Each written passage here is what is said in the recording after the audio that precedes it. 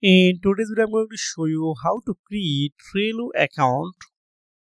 If you found this video helpful, please consider like and subscribing. You have seen this is Trello.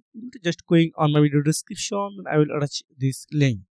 When you click, you are redirected to this website. Just click Trello for free. Here, click on. Then enter your email. So I enter this one, verifying. Wow, I already signed up with my Gmail. Then create an account. Yes, I am not a robot. Just verify and create your account.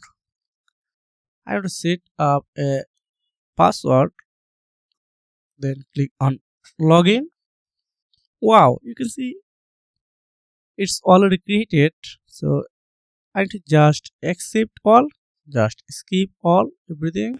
Last one thing. Wow, it's already created. Thanks for watching. See you again. Take care. Goodbye.